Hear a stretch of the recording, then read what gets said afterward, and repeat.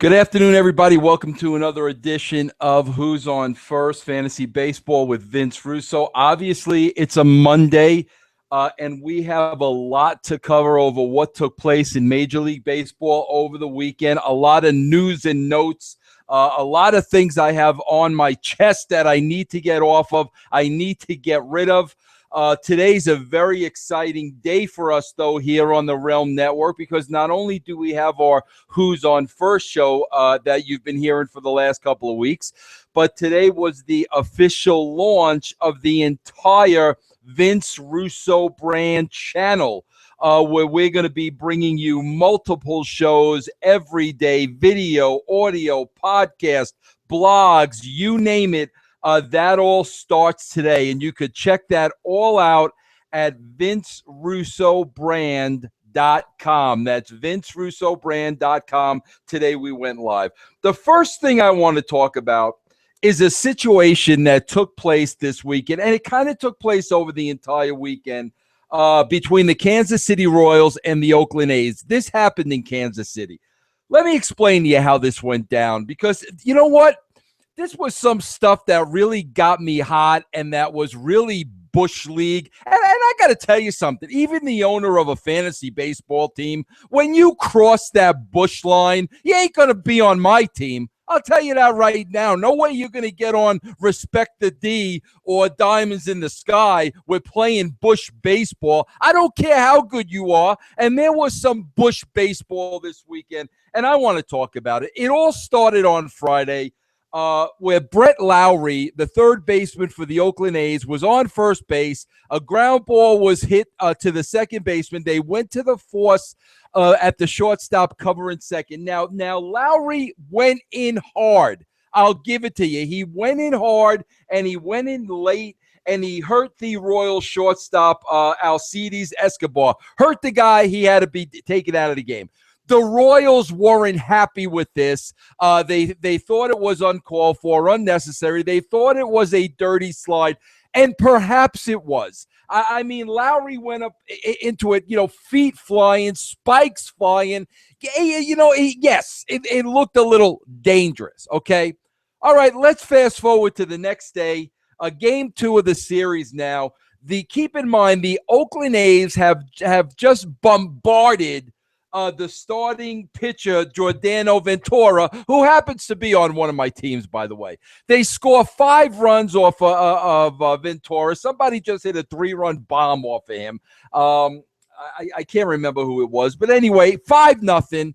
So now who steps to the plate but Lawrie?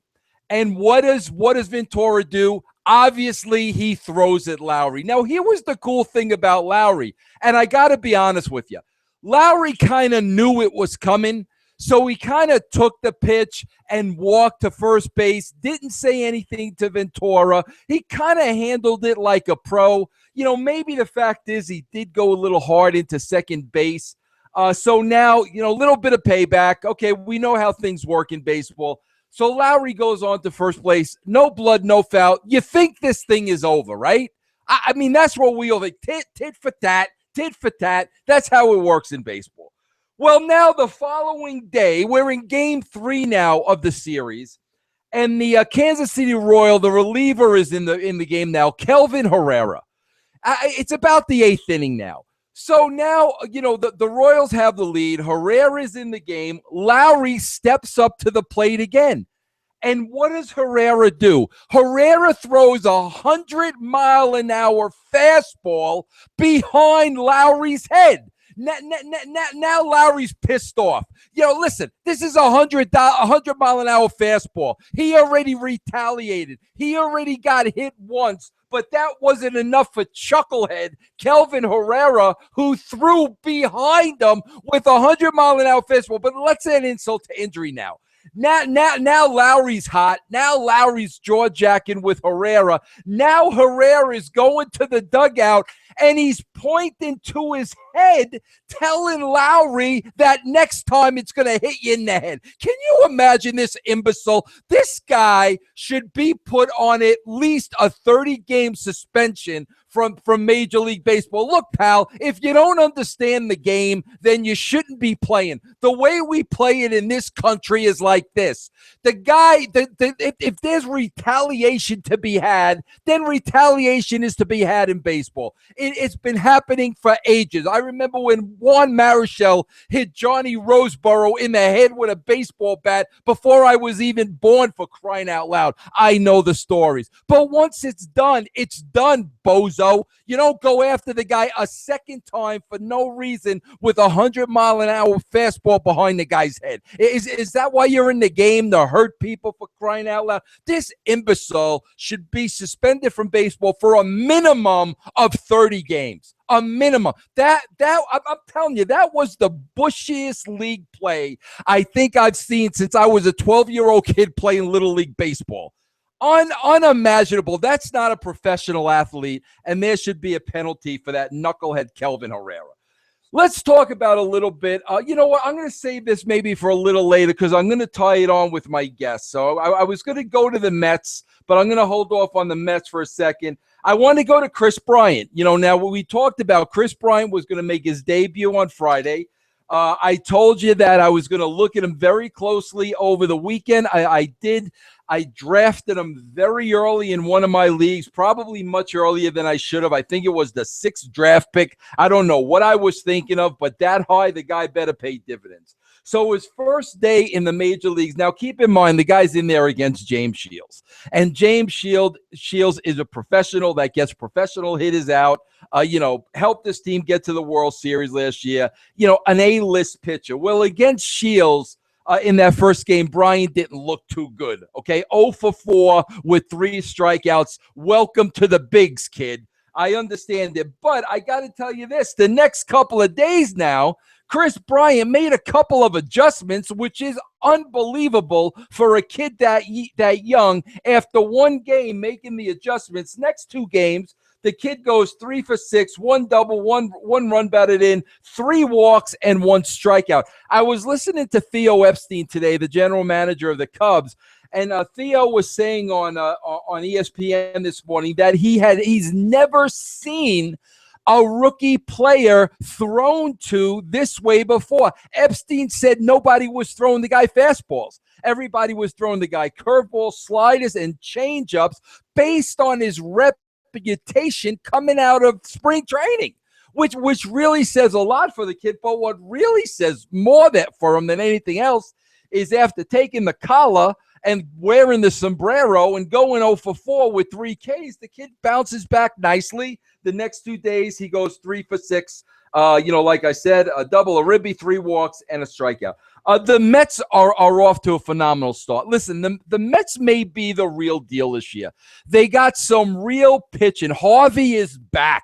Like he never left. He's throwing unbelievable baseball. Now, how's that going to pan out over the course of the year? Is he going to get a little tired coming off of the Tommy John surgery? We'll see. We don't know that yet. But, Harvey looks unbelievable. The groom is unbelievable. Those 2, 1-2 right there, unbelievable. Their third closer is in there right now, Familia, and he's just blowing people away. Nobody's smelling the guy. Kadai is doing a phenomenal job for the Mets. Yes, he's going to get hurt by May 1st. We all know that, but right now, while he's in the lineup, he's doing a phenomenal job.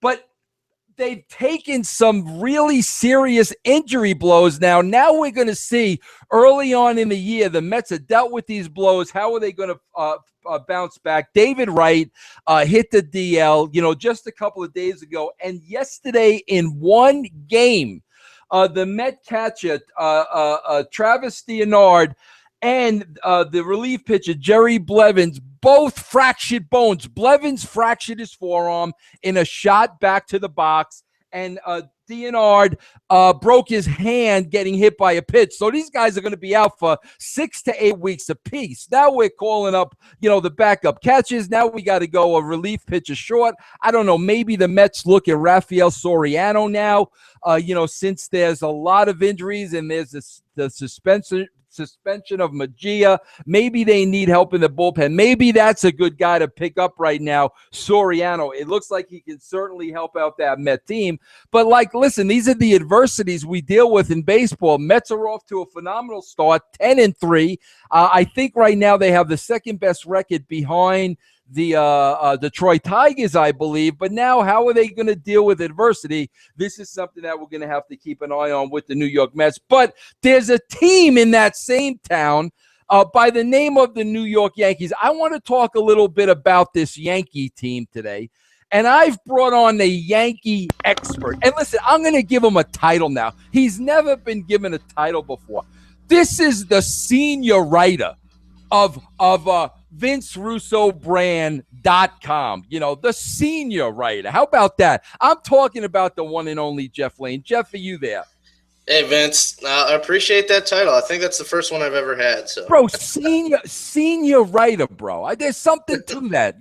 Jeff? I'll take it.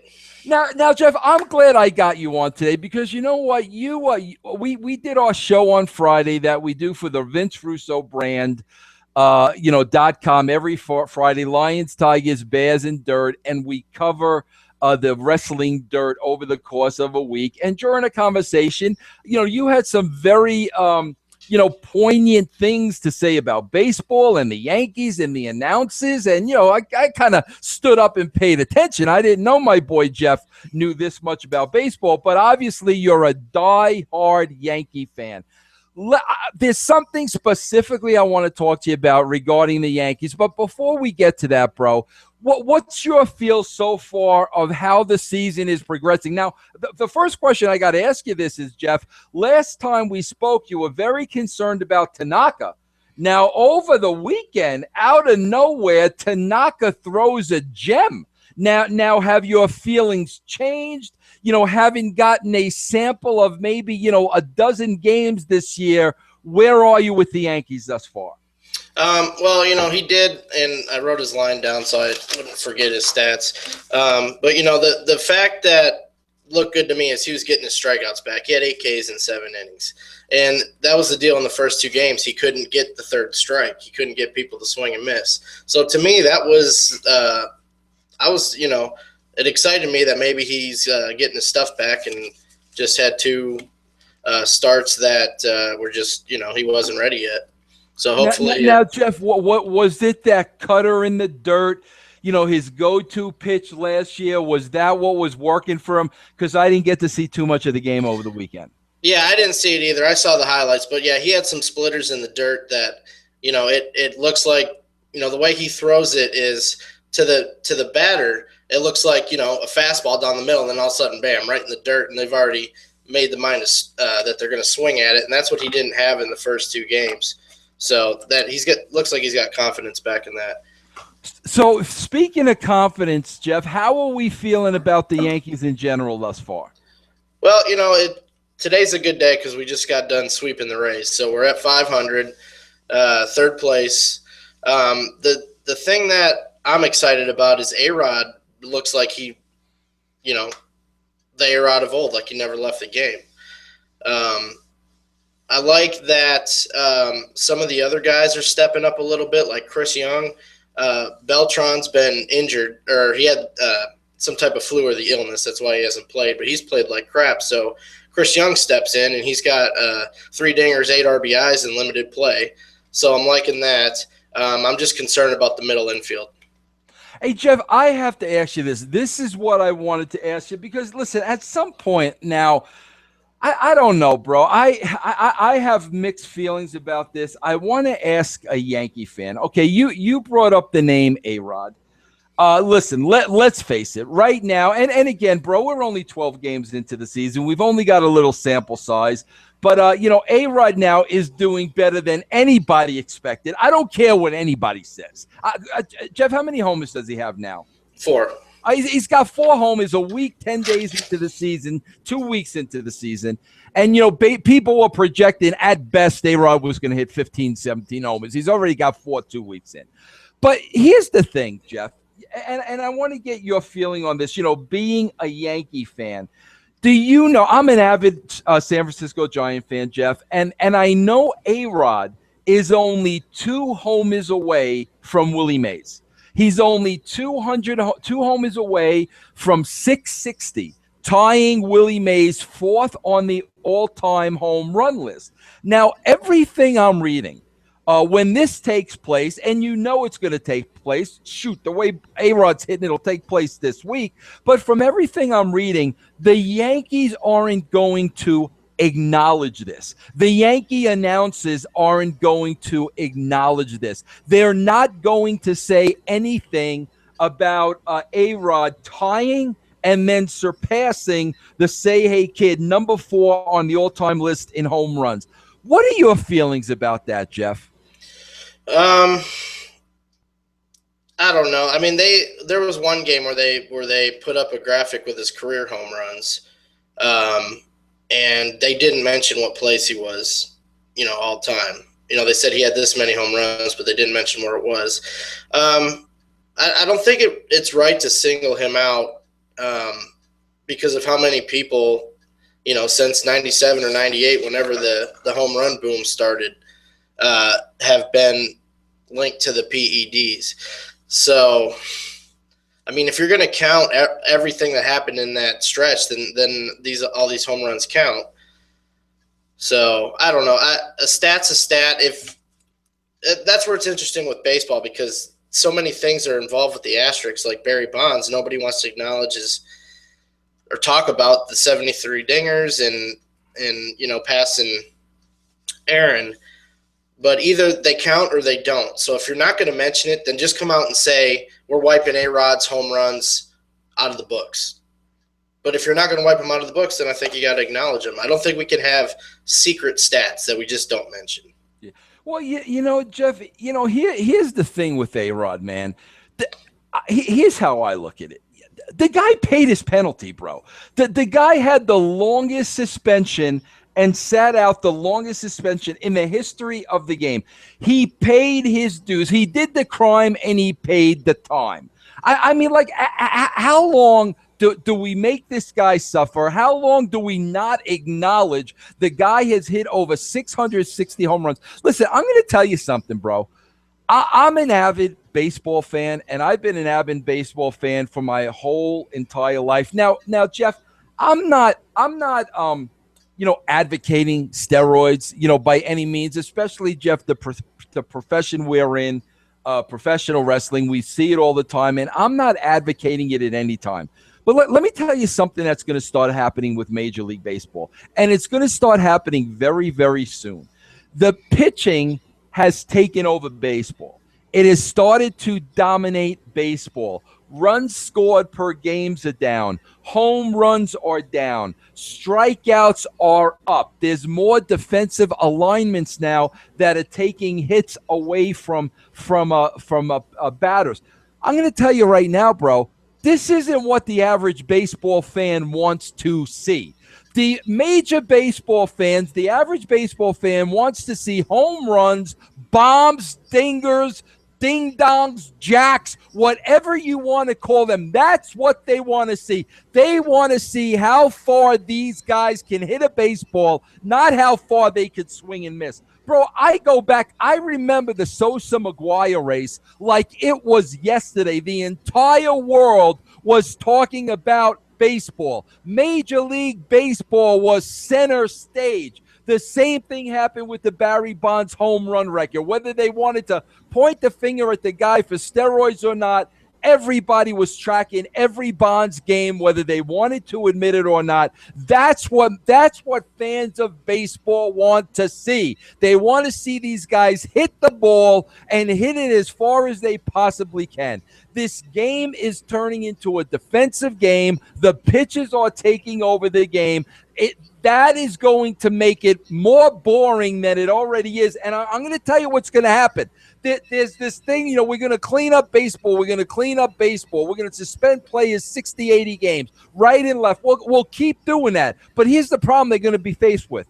Attendance is going to go down. Less people are going to stop watching the game, both live in attendance and on television. It's not the game they want to see. So, like I said, I'm not advocating the use of steroids, but the direction the game is going in, I don't think it's a direction that is, in interest of the casual fan. And I think this is going to be a problem that MLB is going to be faced with, in the next 5 years to come. What do you think about that, Jeff?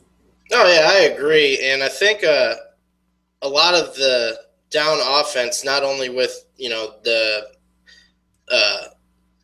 cracking down on the PEDs and everybody's, normal and clean, as far as just getting your casual runs, this shift is killing it. When they bring three infielders on one side and one on the other side.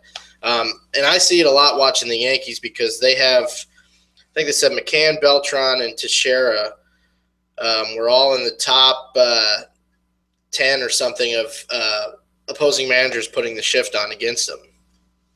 And it's like you got, nobody wants to see, like, when they got that second baseman out in right field, looking like a rover or whatever. Mm-hmm. And it's just there's already talk. They were talking on one of the broadcasts that somebody is proposing to make that illegal in the game so that they can't shift.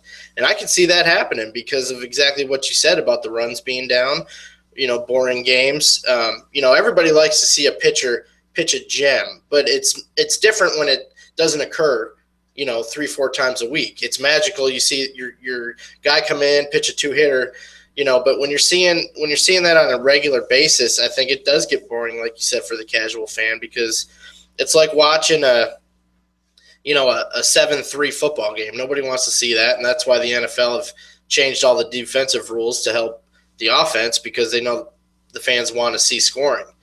And I think you're right. I think they're going to either have to make some changes to something, or the ticket sales aren't going to go up. But I think that shift's a killer. It's funny, Jeff, because obviously, with this show, I have to follow statistics and I follow, pitching lines every day. And bro, it is unbelievable to me, the nobodies that are striking out, 7, 8, 9 guys over 6 innings. I mean, absolutely nobodies. And I don't know, bro, here's something like real interesting. I don't know if you know this or not, Jeff. You probably were reading it on Twitter, but I was able to I'm going to have Chael Sonnen on the show. I think I'm doing the interview on Wednesday. And I was watching one of his interviews yesterday when he was on the Joe Rogan show. And he was talking about, steroids and in all sports. He was even talking about baseball. And basically, Sonnen's whole case is, steroids make you better. If something makes you better, why wouldn't we use them? And when you think about that, it makes sense. But the only real argument to that is, I don't know, Jeff, and I'm going to ask him this when I interview him because I don't know. I'm naive. Listen, bro, you got to be a pharmacist to know how to take those steroids. But my question is, can you actually take steroids in a healthy way where they're not going to have a dramatic effect on your body over the course of the next 20, 30 years of your life, when you're out of the game? Because that's the problem. If all of a sudden, bro, you open up the envelope and everybody is allowed to take steroids, well, now guys are going to have to make decisions.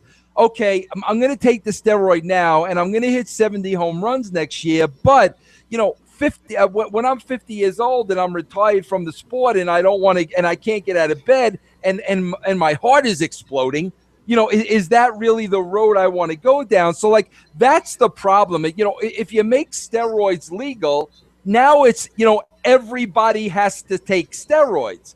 And if they can't take them in a way where they can manage them and they're not going to have a long-term effect and deterioration on their body, then you have a problem. So I'm just curious, and I'm going to talk to him about this. Listen, bro, you got to be a pharmacist to take steroids in the first place. I've had enough talk with wrestlers and cycles and this and that and the other thing. But, if you open them up and you do make them illegal, now everybody is forced to get on them if they want to compete in the game. What's your thought on that, Jeff? Yeah, exactly. And I don't know.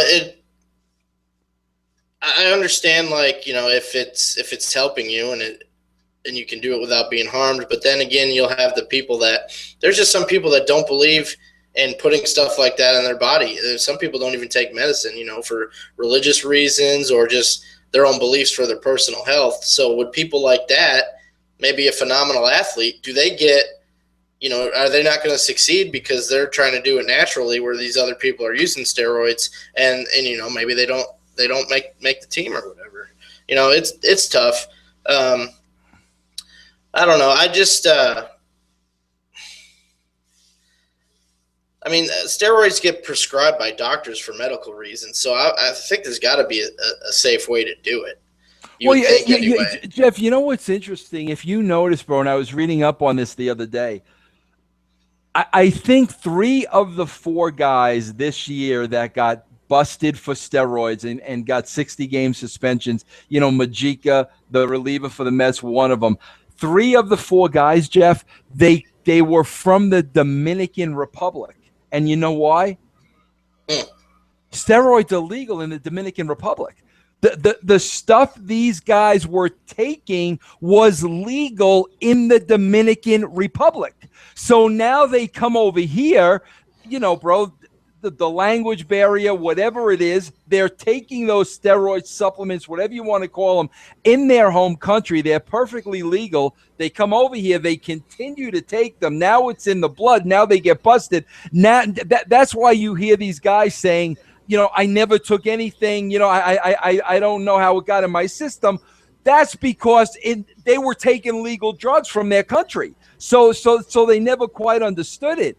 But, it's just interesting to me, like all these great athletes are coming out of the Dominican now, coming out of Cuba now. Certain steroids are legal over there. We just had a guy with the Arizona Diamondbacks, Jeff. They just brought him up, Yasmani Tomas. The Diamondbacks got him from Cuba. Bro, they paid the guy $68 million for 5 years. He never had an at-bat in his life in the major leagues. He stunk it up in spring training to the point that he didn't even start the season with the team. $68 million, bro, and he's in the minor league system. Then after 2 weeks, because there's so much flack, they have no other choice but to bring him up to the big club in the Diamondbacks. They basically come out and say the guy's a bench player. He's going to be a bench player. He's not going to start for us. $68 million in 5 years. So now, you got to start looking at those athletes over there and basically look at their performance, and you got to ask yourself the question, what are they doing this based on?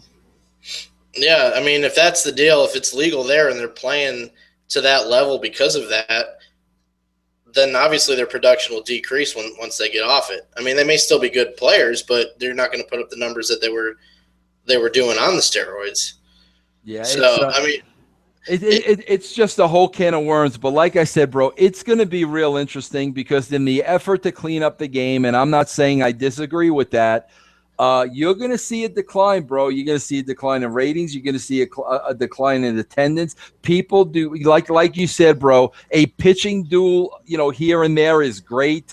Bro, I've been watching. I've watched every Giant game this season, so far, 14 games, whatever it is. Bro, they must have scored 1 run in 10 games. Now listen, they're bad, but they're not that bad. And those games are not fun to watch. And I have walked away from the TV a lot the first, 2 weeks of the season. But like I said, it's a problem that they're going to be faced with. Who's next in line for the Yankees? That's a good question. I don't know. You got Boston. I know you got, I think it's Boston and Baltimore today because you got that Patriot Day today, right? Yeah. Let me take a look here because I got my DVR set for the game, but I don't remember who they were playing. Did you watch the Tampa games this weekend? Friday's game, I watched the entire thing, and Saturdays and Sundays, I just saw the highlights. Yeah, Tampa Bay's got a weak hitting team too, bro. Yeah, but on the Friday night game, it was like all A-Rod. He hit 2 dingers, and then he hit the single to bring in his 4th RBI of the game to get the win, and it was I mean, he looked like he did when he was with Seattle and stuff. I mean, and when he was with us the first time around, I just think, you look at a guy like that and his ability. Why did he need to do that in the first place? Well, you know why, bro? The same reason why Bonds did it, bro. Bonds did it because Bonds was sitting back and he saw McGwire do it. He knew McGwire was doing it. He saw the home runs McGwire hit. He saw the attention that McGwire hit. That's why Bonds did it. A-Rod was the same reason. Bro, I think that's why a lot of the guys do it. A lot of the guys do it because, listen, bro, in the major leagues back at that time, everybody knew who was doing it. The players knew who was on it and who weren't. And, the players, have to make a decision. Am I going to be at a disadvantage here where it's could hurt me in my pocketbook, or am I going to do what I have to do in order to make this an even playing field and compete with these guys? So, I'm sure that was the, that was the reason why a lot of them did it, Yeah. And Yankees are playing the Tigers. I just looked it up. Oh, that's right. Yes, Sabathia's pitching it. That may be ugly tonight, Jeff. How do you feel about CC thus far? I don't know. I mean, he can give us the innings. I just see he's losing it.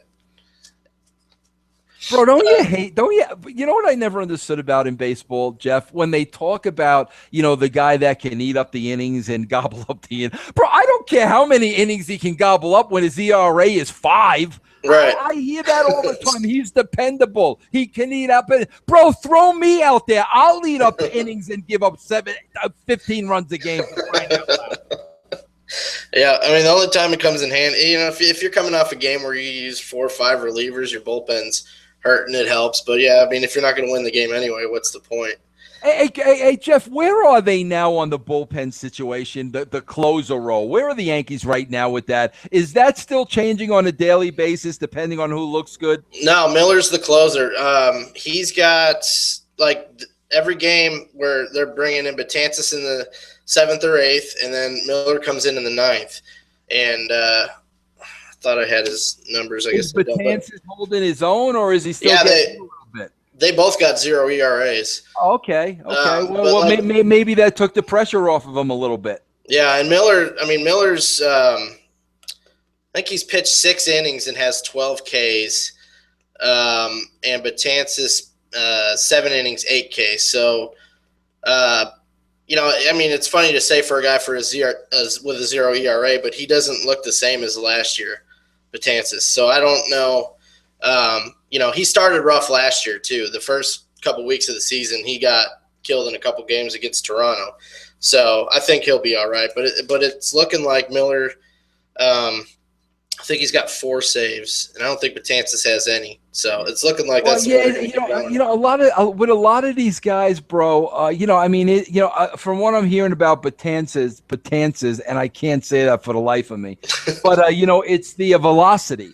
And a lot of these guys, man, it just takes them getting into those summer months when the weather starts heating up. He's a young kid. Maybe he's just one of those guys. Yeah, I think so. And they got another. It's like with the velocity, it seems like everybody can throw it 95 and up these days. Yeah. They got a starter, Eovaldi, who I think they got him from Florida. Miami. He's hit 101 in one game, but it's just like he doesn't strike anybody out. So, if you can throw it that fast, but you don't have any movement on your fastball, what's it matter? Yeah, we'll see tomorrow. I think he's going against the Tigers tomorrow night, so we'll see what he brings to the table. Yeah, I wanted to ask you one more question about the steroid era. What do you think about Ken Griffey Jr.? Do you think he was on anything? I don't think so, bro. I don't either. I don't think so. And that's the thing. He was always skinny, but he had the best swing I've ever seen, since I've been watching baseball. But he put up insane numbers. And could you imagine if he was on PEDs, how many home runs that guy would have hit? Hey, bro, I could tell you this, not to say anything. I'm not accusing anybody of anything here, Jeff. Okay, but during the steroid era, during that time, I had the absolute privilege of going to a St. Louis Cardinal spring training camp with Kurt Angle. I begged to go, and bro, I have to tell you, this is during the steroid era. Not for anything, bro. I'm not accusing anybody, Jeff. Let's make that clear. Bro, I was literally, Jeff, I was leaning against the cage when Albert Pujols was batting. That's how close. Literally leaning against the cage, watching the guy hit. Bro, I swear to you, this guy, his thighs were the size of my freaking torso. Bro, like I watched Pujols hit, and bro, he had shorts on, in a tight shirt. It was the, summer, again, right? It was Florida. Bro, the guy looked like a freak. And I remember looking at him back then and saying, there's just no way. The freaking thighs and the legs on this guy, and we know Albert's career and how many homers. And bro, not for anything. Last couple of years, last 3 years or so, he hasn't been putting up the same numbers. Right. Not for anything. But, man, I got to tell you, when I saw him in person, I don't think I've ever – forget baseball player, bro. I don't know if I've ever seen an athlete built that way before. But Griffey was different, bro, because Griffey was lean. You know what I'm saying? There's a difference between lean and mass. And when you go back and look at all the greats, like the Mazes and the Mantles and the Aarons and guys like that, these guys were lean. Especially being in the wrestling business, bro, you kind of know. But like I said, it's just going to be interesting to see where this thing goes as pitching continues to dominate the sport. Yep. Well, Jeff, listen, I thank you for joining me today on Who's On First. Bro, listen, you're the senior writer of VinceRussoBrand.com. Maybe we'll make you like the Yankee correspondent. How's that, bro? That works. We'll bring you on. We'll talk about the Yankees. We'll see how things are going. Does that work for you? That works. I wanted to show you something. I know this is audio, so nobody else can see this, but this, I've retired. I retired at the top of my game. I wanted to, but this is a 1997 ESPN first place trophy for my fantasy league from 1997. So I don't know. If you can see that. I'm glad you brought that up, Jeff. Are you still active in fantasy baseball? No, I haven't. I haven't played fantasy baseball in years. I started to get to a point where I was more focused on fantasy football, where I was getting better at fantasy football. I tried the basketball. I was terrible at it. But, a lot of my friends don't play fantasy baseball anymore. My cousin does, but he plays with a bunch of people that I don't really know. But, it was always all the leagues I was in was always me and my good friends. We'd do our own league and, but they don't really play anymore, so I kind of got out of it. But, Jeff, I got to tell you this, bro. I play fantasy football. And I was kind of pressured into playing fantasy football when I was working at TNA. There was a fantasy football league. Bro, here's the thing. Here's why I love fantasy baseball and fantasy football not so much. Okay? Fantasy baseball, bro, you have a 162-game schedule. You legitimately have to manage your team.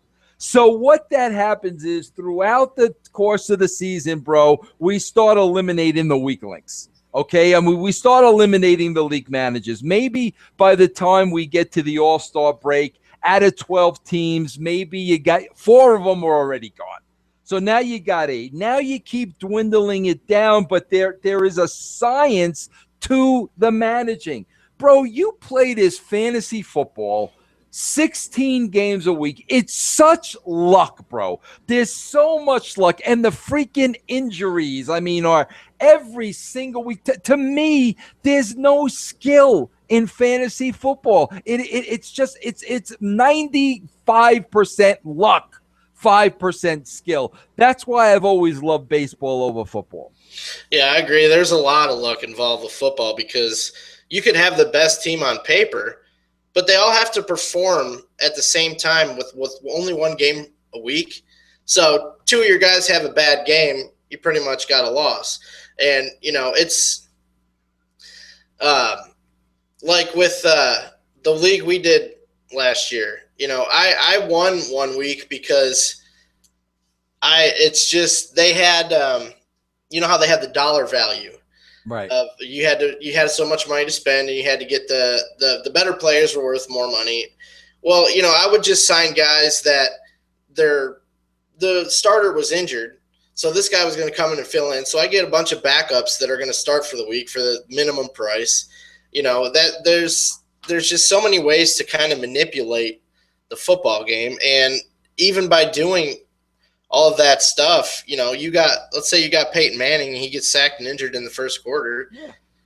That's your entire bro. And that's what sucks about it, bro. What sucks about it is, here the first game starts at 11 o'clock on the East Coast. They start at 1 o'clock. Okay. Like you said, bro. Okay. I've got Tom Brady, he's playing in the early game in New England. Okay, the first quarter, Brady gets hurt. He's out of the game. There's no reason for me to watch any more football that day. I lost Brady. I lost my quarterback points. And bro, like you said, it's only 16 weeks, bro. Yeah. So now 1 week, okay, forget about it. Goodbye. Then Brady can't play the next week. Now I'm going from a Brady to a freaking third-tier quarterback. Well, I can forget this week as well. That's what I mean about it, bro. At least baseball, you got all the games. Everything pans out over the course of the year. If you don't stay on top of it, you're not going to win. So you got to be a serious player. But, anyway, bro, to each their own. But listen, Jeff, I want to thank you for joining us today. And, I'm officially naming you the Yankee correspondent going forward. I'll take it. I appreciate the invite. All right, Jeff. Have a good day, bro. Thanks for joining us. All right, man.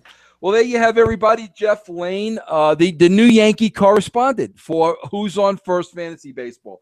I want to go through now the waiver wire, combed them up and down this morning, looking for those little diamonds in the rough that may still be out there. There's not a lot. Listen, I'm telling you right now, there's not a lot, but my job is to find you those guys that could make a difference, that could heat up, that could help you win your fantasy baseball title. The first guy that I'm looking at, and I've been watching him, I'm a Giant fan, so I watched the NL West. The first guy I'm talking about is Will Middlebrooks, playing third base for the San Diego Padres. Now Will's only hitting 260. I'm sorry, not even hitting that high.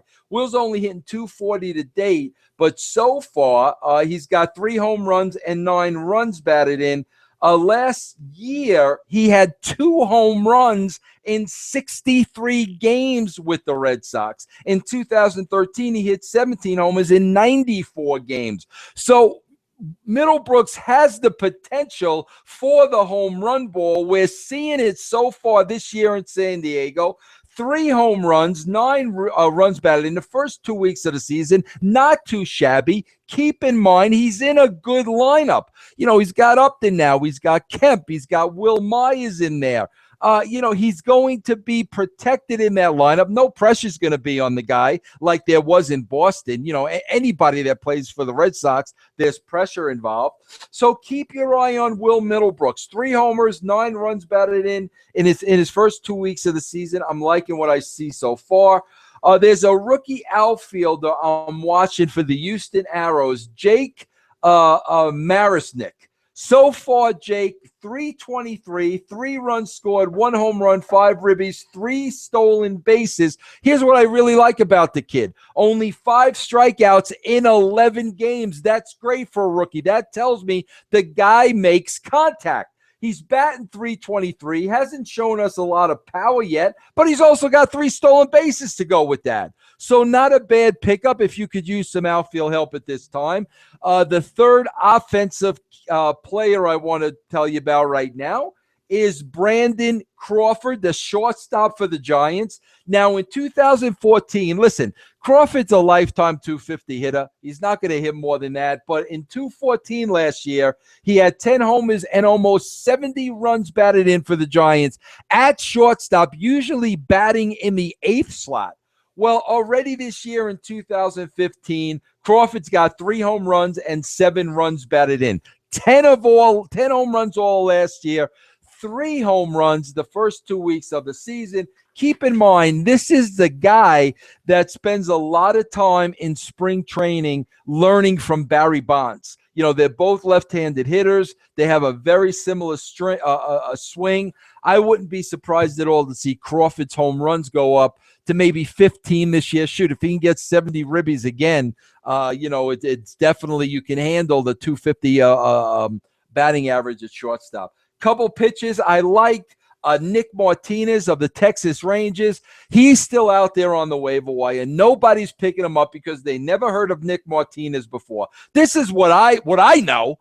All right, the guy's 2-0, but forget about the 2-0. The guy hasn't given up any earned runs in 14 innings pitched. Now he has 6 strikeouts compared to 5 walks. I don't like that so much. We need to separate the strikeouts and the walks. 6 strikeouts over 14 innings, that's not going to help my point total. But the fact that the guy hasn't given up any earned runs in 14 innings pitched, Texas has a good offense, with Prince Fielder in there. His next game is against the Diamondbacks. Now they're playing in Arizona. So this is going to be a good test for Martinez in that thin air of the Arizona desert. Let's see how he does. I picked him up. I'm giving this guy a flyer. I'm giving him a start tomorrow in Arizona. If he doesn't do well and his true colors shine through, then I dump him and I move on to the next guy.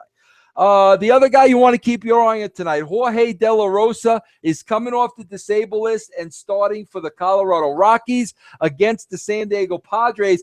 De La Rosa has won 30 games in the last 2 years for the Rockies. Nobody talks about that. 30 games over 2 years for the Rockies, playing half those games at Coors Field isn't too shabby. So I'm going to keep my eye out on De La Rosa tonight as he gets his debut 2015 for the Rockies against the San Diego Padres. Well, that's it for today, folks. A very enlightening show. A lot of things we're going to be looking at.